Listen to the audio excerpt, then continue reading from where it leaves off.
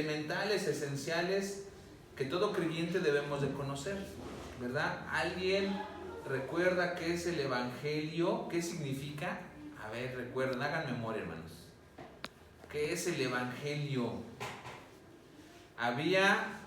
Habíamos visto que el Evangelio, la Biblia le nombra de varias formas. El Evangelio de la paz, ¿verdad? ¿Qué más? El Evangelio de la salvación. ¿Qué más, hermanos? Evangelio de vida eterna. El Evangelio viene de Dios, ¿verdad? Proviene de Dios.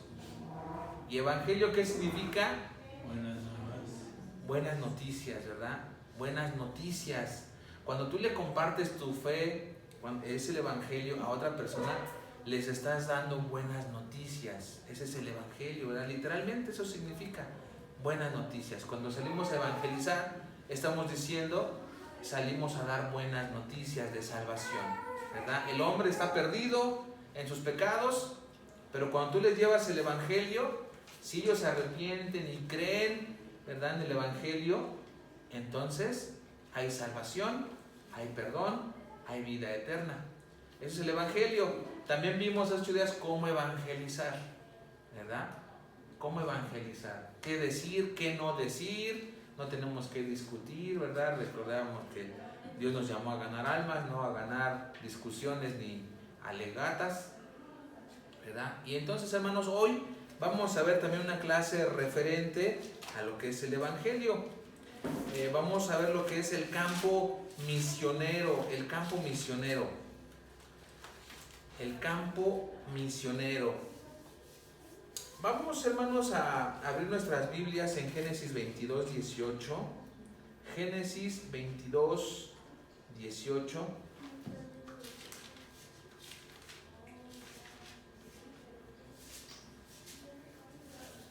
El campo misionero. ¿Cuánto abarcará, hermanos, el campo misionero? ¿Cuánto abarca? ¿Será solamente para la Ciudad de México? ¿Será únicamente para el Estado de México? ¿Será únicamente para el municipio de Acolman? ¿Para la colonia Arenal? ¿Cuánto abarca, hermanos, el Evangelio, el campo misionero? ¿Cuánto abarca? El mundo entero. ¿Todo el mundo? ¿Perdón, hermana? Para el mundo entero. El mundo entero, exactamente, ¿verdad? Hermanos, Dios siempre, desde el principio o el inicio de la historia del ser humano, Dios siempre ha tenido en mente una sola idea, un solo propósito, hermanos, que su nombre sea conocido en todo el mundo, que toda persona sepa que Él es Dios, que toda persona conozca que Él les puede dar salvación y vida eterna. Quiere rescatarlos, ¿verdad?, de la condenación del pecado, del dominio del pecado. Vamos a ver, hermanos, lo que dice Génesis 22, 18. Dice así: en tu simiente serán benditas todas, ¿qué dice, hermanos? Las naciones de la tierra, por cuanto obedeciste a mi voz. Vuelvo a leerlo, hermanos.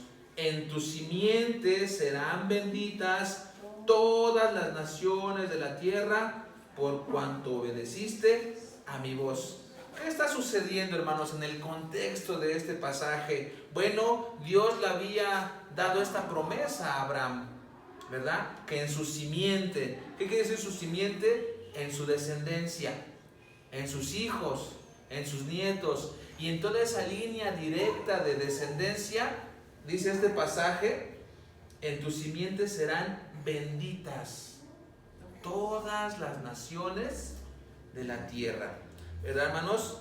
Eso significa, ¿verdad?, que la bendición de Dios, sus dones, sus promesas serían dadas a todas esas generaciones venideras incondicionalmente, porque es una promesa de Dios, hermanos, a todas esas generaciones, no solamente a Abraham, ni a sus hijos, ni a su familia, a todas esas generaciones, solamente, hermanos, por la gracia de Dios.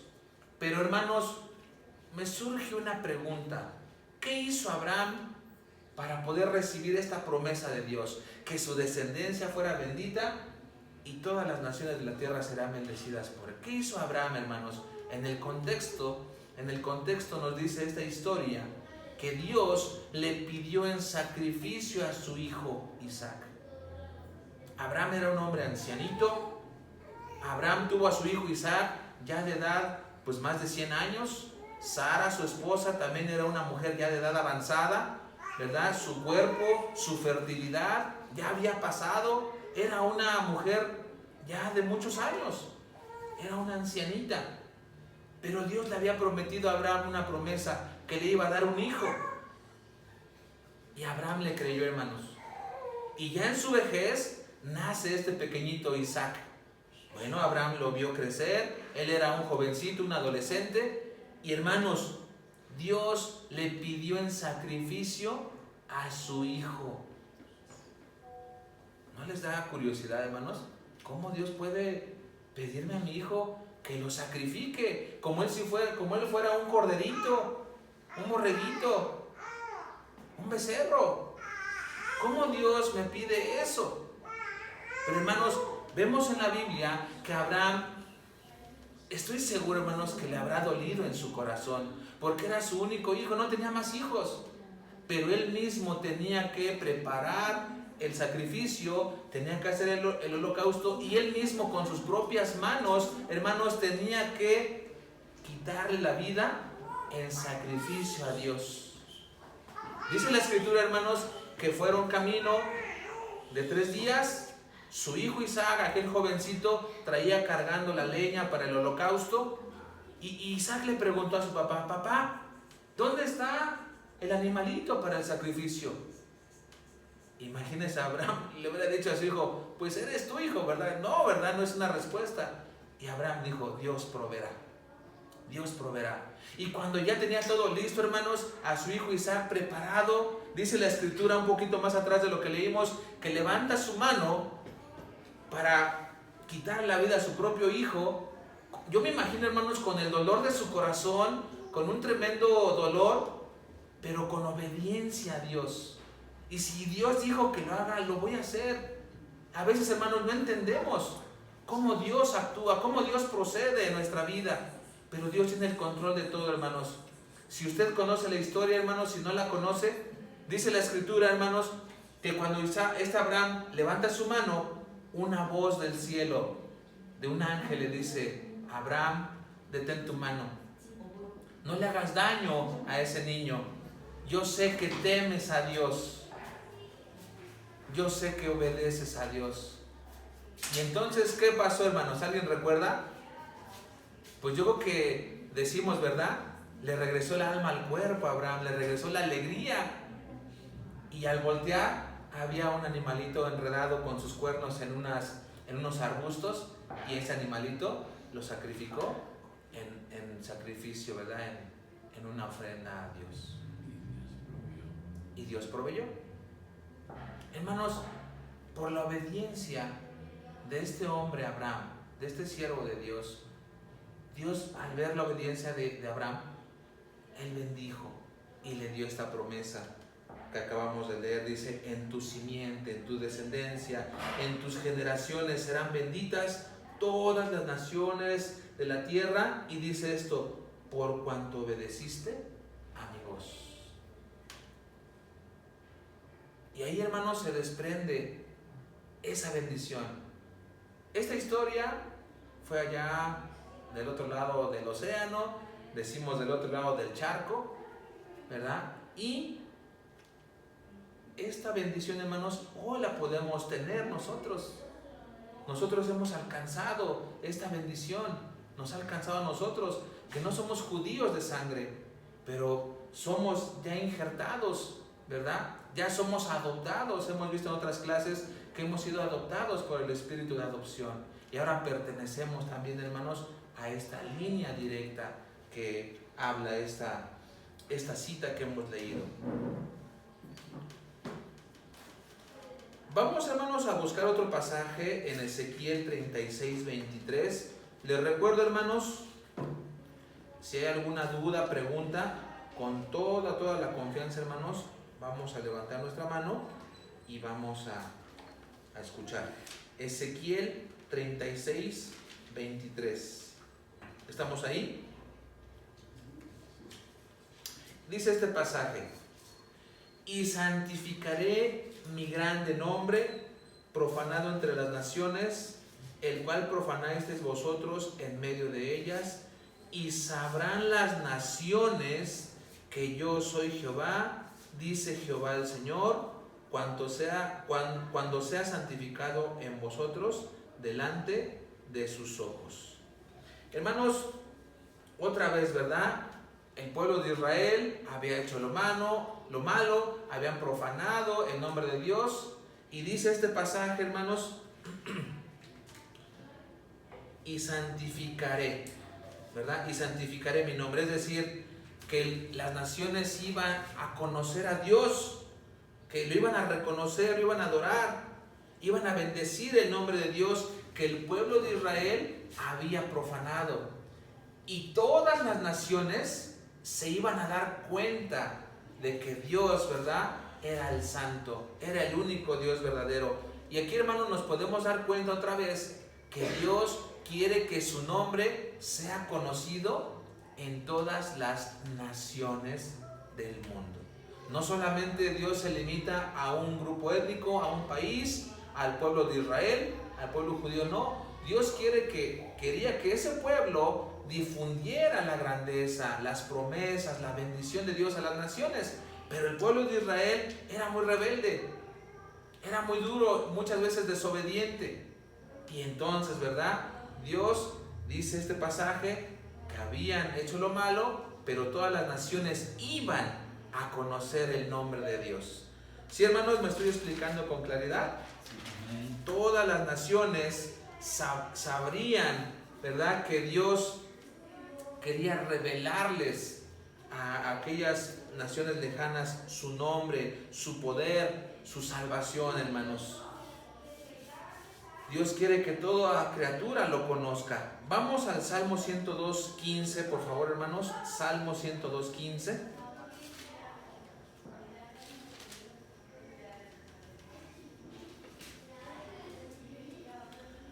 Dice este pasaje, ayúdenme a leerlo.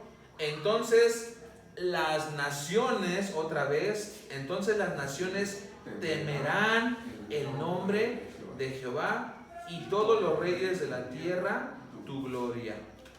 Hermanos, todas las naciones temerán, es decir, conocerán el nombre grande, poderoso, majestuoso, soberano de Dios, ¿verdad? Entonces, hermanos, estamos viendo esta clase que el campo misionero son todas las naciones, ¿verdad? Estamos viendo estos pasajes para darnos cuenta que las naciones tienen que conocer el nombre de Dios. Vamos, por favor, hermanos, a Mateo 28:19. Vamos a ver algunas citas. Mateo 28:19.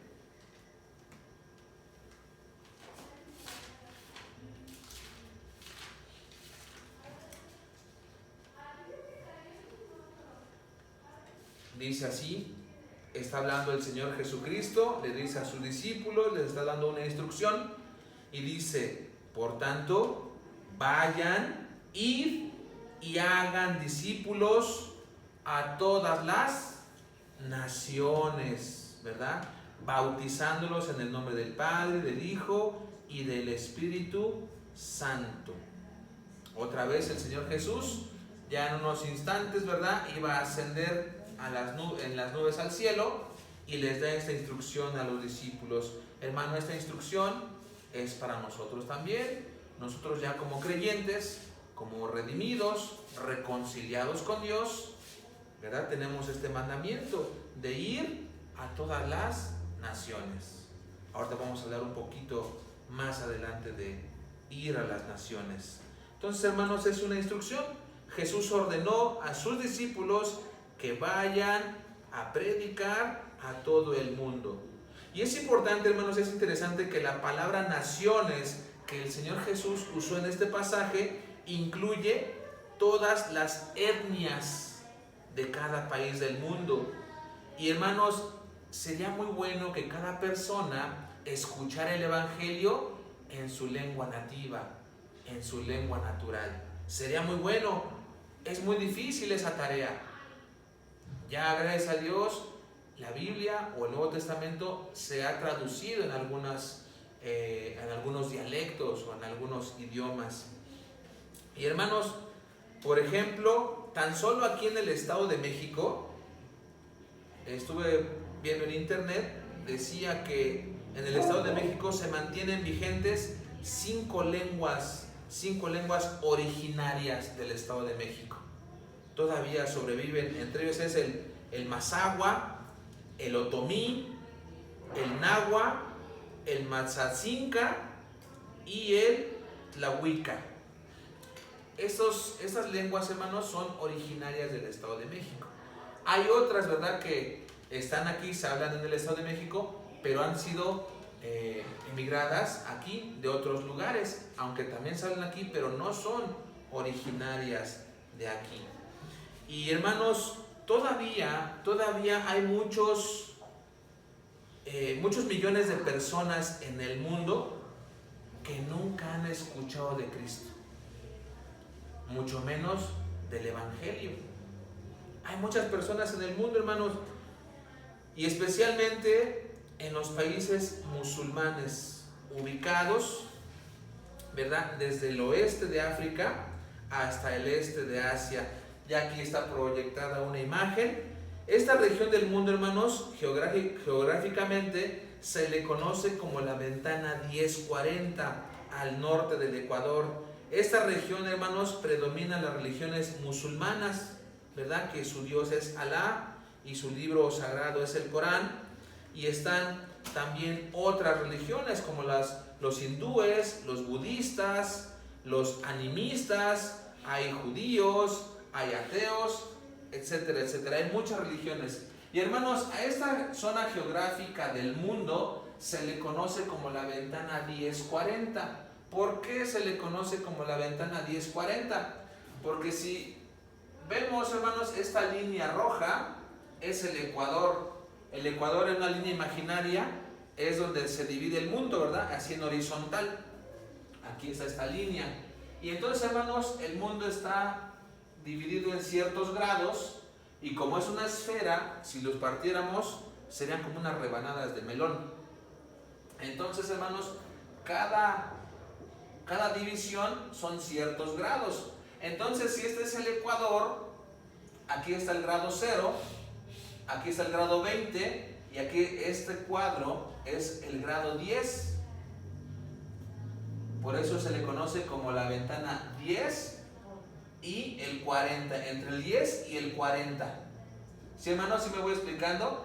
Aquí también hay el 10, el 20, 30, 40, pero está al norte del Ecuador esta zona geográfica. Por eso es del grado 10 al 40. ¿Podemos pasar a la siguiente imagen, pastor? Aquí, hermanos, ya está un poquito más a detalle. Esta parte viene siendo la ventana 1040, que viene desde África, Asia y algunos países pues más conocidos o más renombrados. Está China, está India, está Irán, está Saudi Arabia, Egipto, Libia, Argelia, Sudán, Mali, muchos países, hermanos, que abarcan toda esta parte geográfica del mundo. Gracias, pastor. La mayoría, hermanos, de la población de esta región viven en pobreza extrema y casi no hay acceso a los recursos cristianos.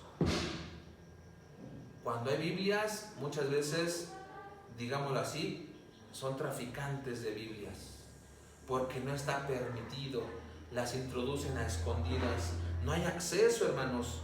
El internet, redes sociales están restringidos.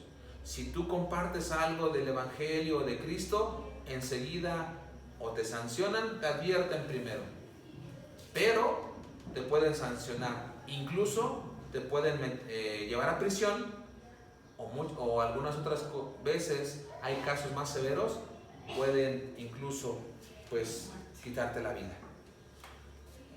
Es una zona muy restringida, hay pobreza extrema, no hay acceso a los recursos cristianos, a la predicación del Evangelio, hermanos. El martes salimos a predicar con toda la libertad, sin el temor que te vayan a ver, que te vayan a arrestar. Allá no. No hay reuniones con libertad en las iglesias. Cuando lo hacen a escondidas, para cantar, para compartir una clase. Hermanos, está realmente muy restringido el Evangelio en esta zona geográfica, en estos países. No hay muchas Biblias y menos, ¿verdad? Hay Biblias en sus idiomas, tampoco. Como les decía, el internet, las líneas telefónicas, las redes sociales están muy limitados, muy controlados con los contenidos cristianos. Están realmente vigilados. Y hay misioneros, hermanos, que incursionan en estas regiones, incluso arriesgando sus propias vidas para predicar el Evangelio. ¿Cuál es nuestra responsabilidad, hermanos, en el campo misionero? ¿Cuál es nuestra responsabilidad para compartir el Evangelio? Tal vez usted no tiene el llamado, tal vez yo no tengo el llamado de ir a uno de estos países, pero tenemos por lo menos 3 responsabilidades, hermanos, que tenemos que llevar a cabo como cristianos. La primera, tenemos que estar orando por los misioneros. Estar orando por aquellas personas que se encuentran o en México. Hay hermanos que se han ido a la Sierra de Oaxaca, que se han ido a la Sierra Tarahumara, que se han ido a otras regiones dentro de México. Y también incluso, hermanos, hay otros misioneros que han salido del país para introducirse, ya sea a uno de estos lugares que ya acabamos de ver hace un momento, o otros países también donde hace falta el Evangelio, una sana doctrina. Vamos, por favor, hermanos, a buscar segunda carta a los Tesalonicenses 3:1.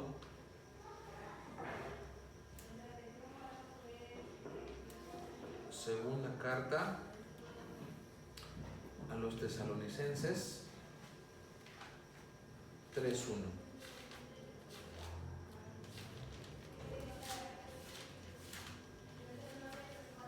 ¿Estamos ahí?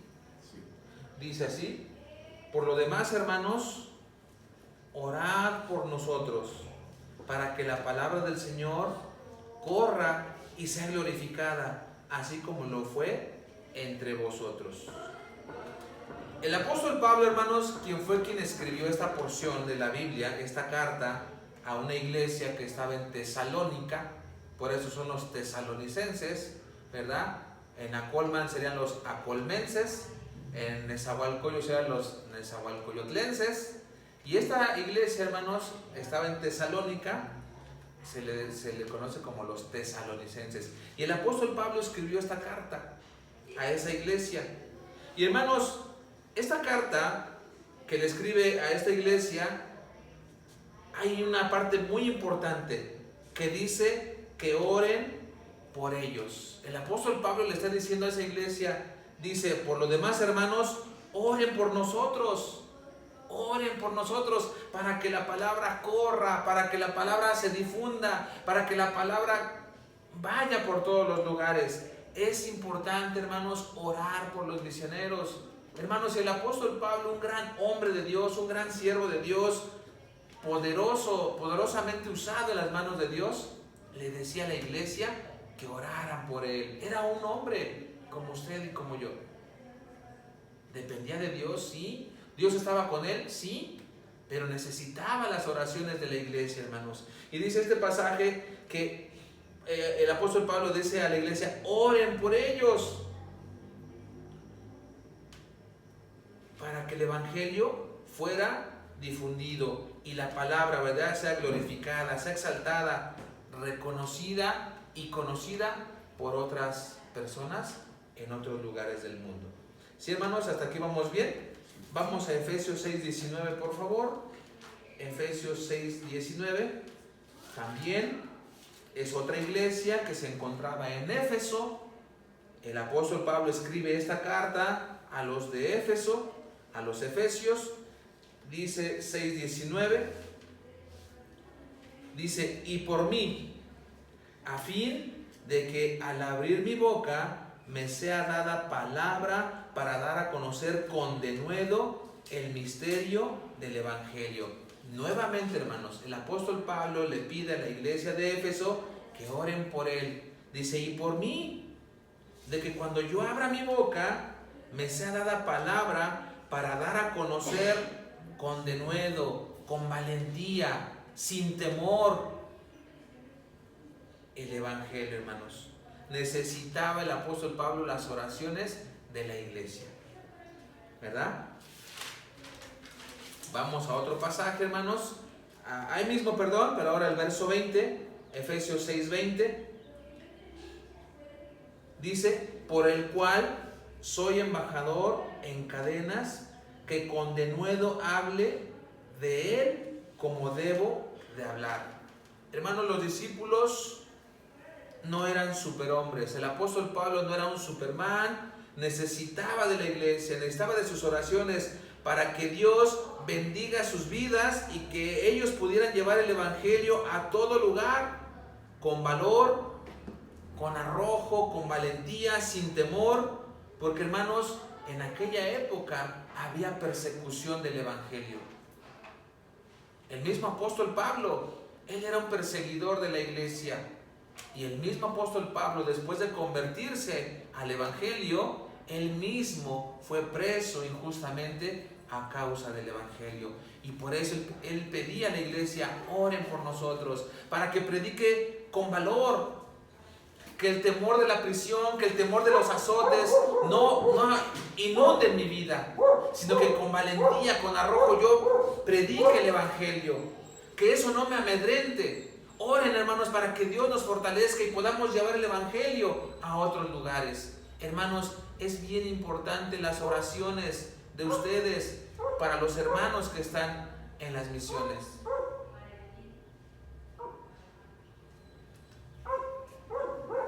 Esa es una de nuestras responsabilidades, hermanos, orar por los misioneros. Y yo también les pido, ¿verdad?, que oren por mí, porque yo no soy una persona de facilidad de palabra. Me cuesta mucho comunicarme, me cuesta mucho hablar, me trabo mucho. Y necesito, hermanos, de sus oraciones para que Dios me bendiga, me dé una mente abierta, un panorama amplio de la Escritura, me capacite para comprender la Escritura y poder enseñar correctamente la sana doctrina, hermanos. Y llevar el Evangelio también a otros lugares. Necesitamos, hermanos, el mismo pastor, ¿verdad? Él es pastor, ya tiene algunos años de experiencia. Necesita también de las oraciones de la iglesia para que Dios lo bendiga, le dé sabiduría, entendimiento para explicar, enseñar bien la sana doctrina. Tenemos otro hermano allá en Guerrero, en Citlala Guerrero. Es un hermano que está trabajando y también necesita, hermanos, de nuestras oraciones. Hoy llegaron de Tlaxcala otros hermanos, el hermano Esteban. Ustedes conocen al hermano Israel, a su esposa ha estado aquí. Necesitan, hermanos, de las oraciones. Necesitamos orar por aquellos que están haciendo la obra misionera. La primera responsabilidad es orar por los misioneros. La segunda responsabilidad, hermanos, del creyente es apoyar con ofrendas. En cada reunión, hermanos, de nuestra iglesia en Arenal, se recoge una ofrenda. Esta ofrenda, hermanos, se llama, o se le conoce, o se le nombra como la ofrenda misionera o la ofrenda de gracia. Y esta ofrenda, hermanos, es usada especialmente para apoyar el trabajo misionero dentro de México o incluso fuera de México. Por ejemplo, hermanos, cada semana nuestra iglesia cubre los gastos para venir a Colman. Nos da para caseta, nos da para gasolina. De esa manera se puede hacer posible nuestras visitas cada 8 días aquí. Ya llevamos reuniéndonos 1 año 3 meses aproximadamente, cada 8 días las reuniones, pero previamente hubo 1 año de estar testificando y tocando puertas que la iglesia, ¿verdad?, ha sostenido esta obra. Es importante, hermanos, por eso el ofrendar para la obra misionera.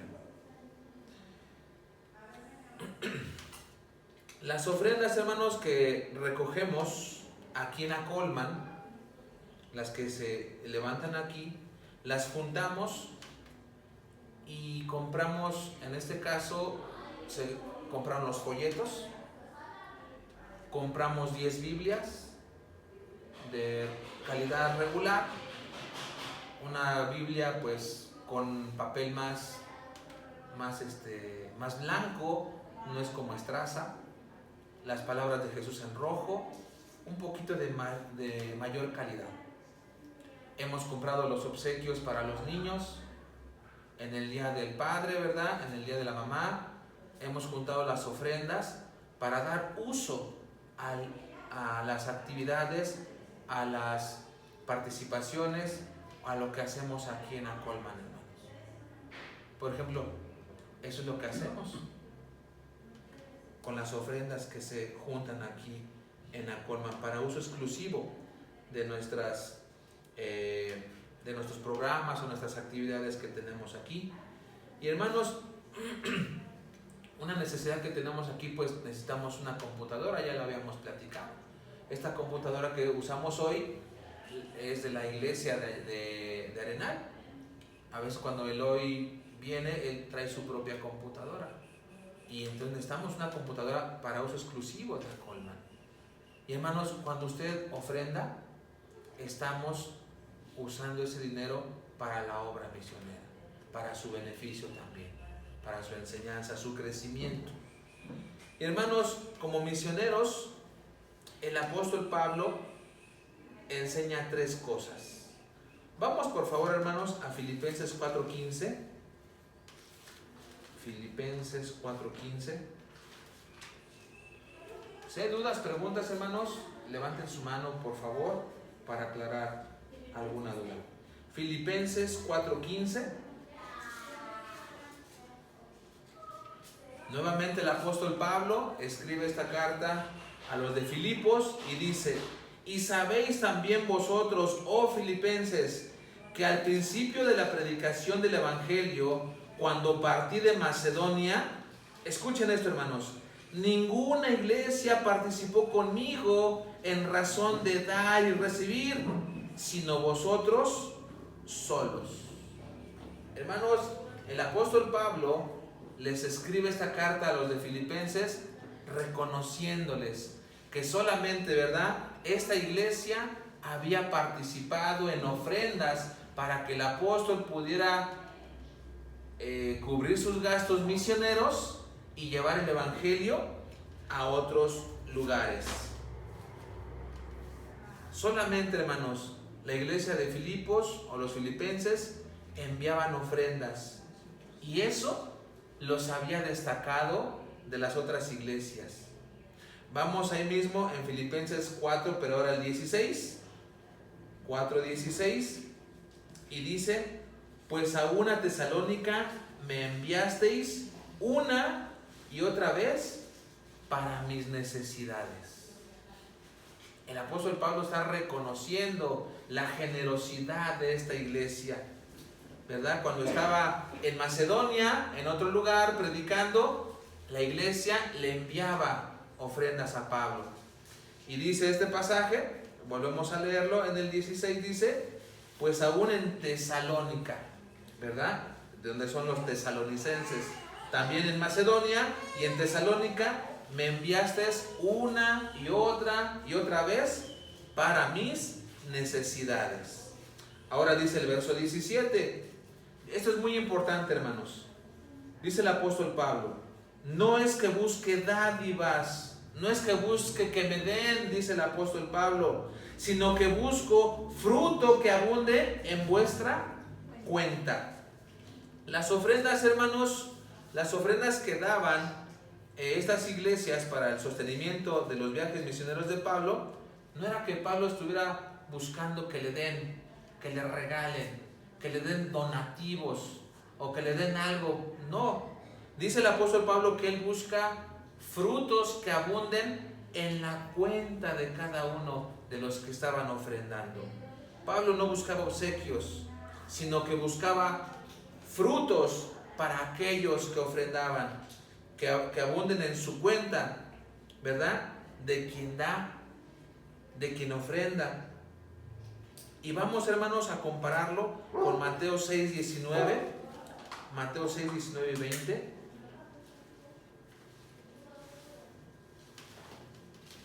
Mateo 6:19 y 20.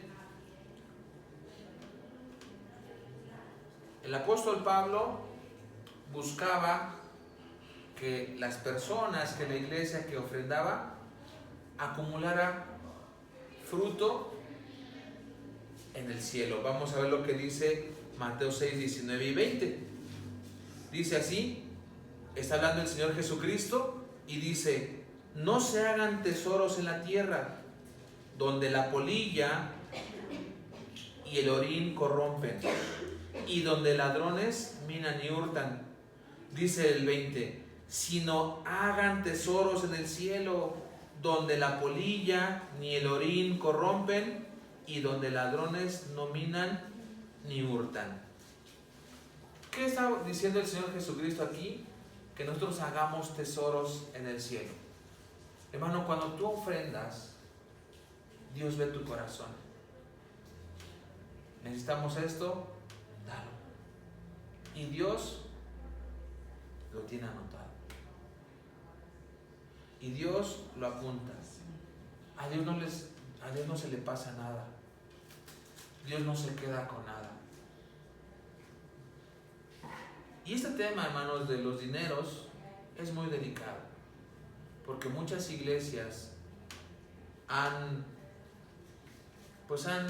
difundido una fama que solamente saquean y saquean y saquean y saquean a sus feligreses, a sus congregantes. Es muy delicado, hermanos, este tema de los dineros. Por eso nosotros, hermanos, cuando levantamos la ofrenda, nunca hemos hablado de diezmos. Es una ofrenda. Es una ofrenda. Cada quien dé como propuso en su corazón. A su tiempo hablaremos de ese tema. Y hermanos, Dios ve el corazón. Dios ve con qué intención tú das. En muchas iglesias te enseñan de que si tú das 100, Dios te va a dar 1000. Yo quisiera que nos enseñaran con la Biblia, ¿no?, donde Dios dice eso. Pero lo que sí dice la Escritura, hermanos, que cada quien dé como propuso en su corazón, según haya prosperado. Sí. Por eso es que las iglesias se distinguen una de la otra, porque la iglesia que te muestra, que te enseña el Evangelio, esa es de Dios. La iglesia que no te muestra el Evangelio, pura palabrería, esa no es de Dios. Por eso es importante dar para el Evangelio de Cristo. Así es. Porque esa es la verdadera iglesia. Así es. Y hermanos, tenemos misioneros, como les comentaba, en Citlala Guerrero, ¿verdad? Tenemos otra misión, otra iglesia en Tlaxcala, que cada 8 días se usa la camioneta con nuestras ofrendas, se compra una camioneta para la obra misionera. Cada 8 días la iglesia con las ofrendas nos da para venir aquí, para que ustedes crezcan en el conocimiento de la palabra, que el Evangelio llegue a sus vidas, principalmente la salvación, y ustedes crezcan en el conocimiento de la palabra. Y es por eso, hermanos, que ofrendamos, para que la palabra se difunda, como decía el apóstol Pablo, para que corra y otras personas escuchen y conozcan el Evangelio. Primera responsabilidad del cristiano es orar por los misioneros. Segunda responsabilidad es el ofrendar para la obra misionera. Y la tercera responsabilidad, hermanos, es que debemos de responder el llamado de Dios. ¿Y cómo respondemos, hermano? ¿Cómo respondería usted al llamado de Dios?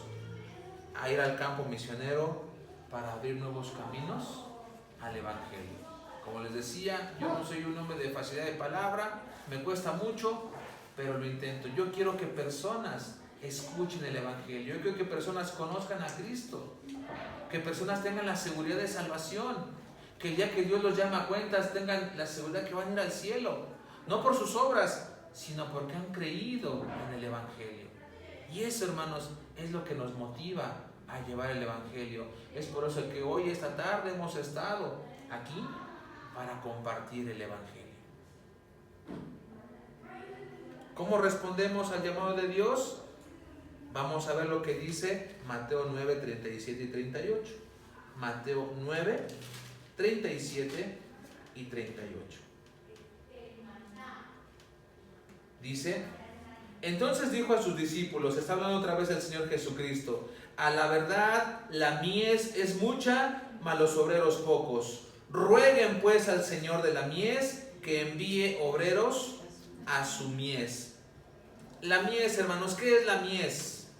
¿Alguien sabe qué es la mies? La mies es el campo misionero, es el terreno, ¿verdad? Pudiéramos decir el sembradío, la parcela, es la tierra donde se siembra. La gente.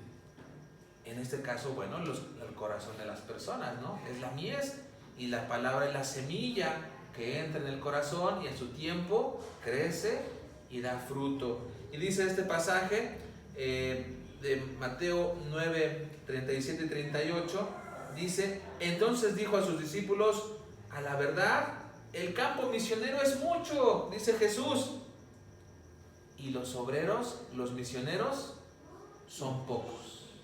Es mucho campo, pero hay pocos misioneros. Dice Jesús: rueguen, oren pues al Señor de la mies, oren a Dios, al dueño de ese campo, de esas almas, que envíe obreros a su mies, a su campo. La mies es mucha, hermanos, y hay pocos misioneros. Tenemos que responder al llamado de Dios.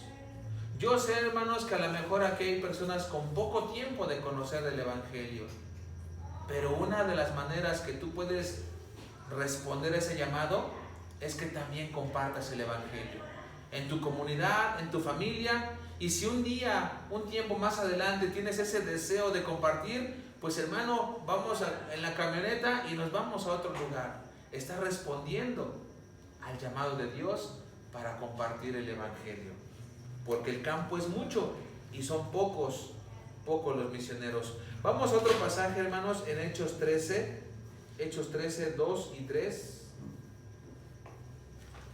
Hechos 13, verso 2 y 3. Dice: ministrando, sirviendo estos al Señor y ayudando, dijo el Espíritu Santo: apartadme a Bernabé y a Saulo para la obra a que los he llamado. Entonces, habiendo ayunado y orado, les impusieron las manos y los despidieron. Hermanos, Dios pone en el corazón de cada persona el deseo de servirle. Dios pone en tu corazón el deseo de ir y compartir, de ir y dar un folleto, de ir y decirle: mira, yo estoy estudiando la Biblia, me ha servido, estoy cambiando, realmente estoy viendo un cambio en mi vida, en mi familia, en mi casa, y yo quiero que también tú tengas esto en la tuya. Y hermanos, y Dios pone en el corazón de cada persona el deseo de servirle, incluso de ir al campo misionero. ¿Dónde es tu llamado? Yo no lo sé. Puede ser aquí en la comunidad, puede ser a futuro en un estado de la República, yo no lo sé. Igual Dios te llama a un país, pero Dios pone el corazón, Dios pone ese llamado, y ahí yo tengo la inquietud de ir a aquella región, y tengo la inquietud de ir a aquella región, porque Dios ha puesto en tu corazón, hermano, el deseo de servirle en aquella región, en aquel municipio, en aquel estado, incluso en algún país. Y vemos en este pasaje, hermanos, cómo unos varones servían en la iglesia. Estaban en la iglesia reunidos Y algunos varones servían en esta iglesia. Y dijo el Espíritu Santo: apártenme a Bernabé y a Saulo para la obra a que los he llamado. Y Saulo, hermanos, es el apóstol Pablo. Antes de ser convertido, se llamaba Saulo. Aquel hombre perseguidor de la iglesia, de cristianos, que perseguía a mujeres, niños, hombres, los encarcelaba, los azotaba, muchas veces consentía la muerte de aquellos cristianos. Pero al convertirse, ¿verdad?, Dios puso en su corazón de ir y predicar a muchos lugares. Y el apóstol Pablo, hermanos, se considera como el misionero por excelencia, porque iba a este lugar, iba a aquel país, a otros países, andaba viajando. Muchas veces en aquellos viajes misioneros, en los barcos donde iban, casi se hundían, lo mordió una serpiente, y encarcelamientos, azotes. Y hermanos, el apóstol Pablo servía al Señor. Yo no sé cuál es tu llamado, hermano, local o fuera de México, pero Dios va a poner en tu corazón un día compartir el Evangelio en un lugar. Y vamos a orar, hermanos, para que así sea, que más misioneros, hombres, mujeres, señoritas, surjan de aquí, de este lugar, para predicar en otros lugares. ¿Sí, hermanos?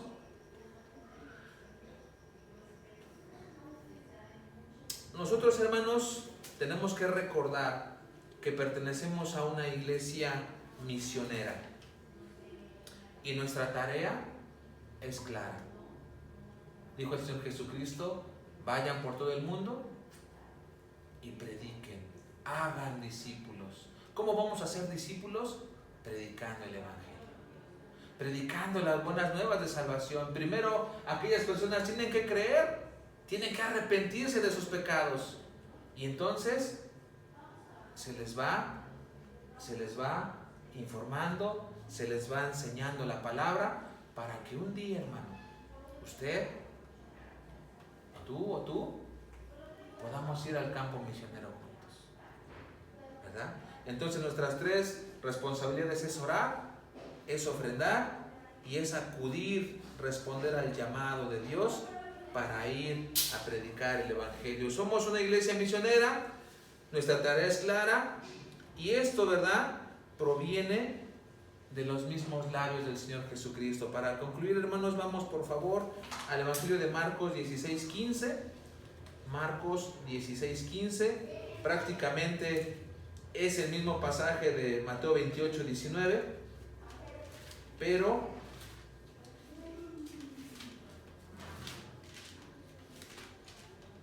Marcos 16:15, pero dicho, ¿verdad?, por el apóstol Marcos. Dice otra vez el Señor Jesucristo: y les dijo: vayan, id por todo el mundo y predicad el Evangelio a toda criatura. Hermanos, este mandamiento salió, ¿verdad?, de los mismos labios del Señor Jesucristo. Tenemos que acudir, hermanos. Tenemos esta responsabilidad como creyentes. Vamos a orar. Amado Señor, te damos gracias, Dios mío,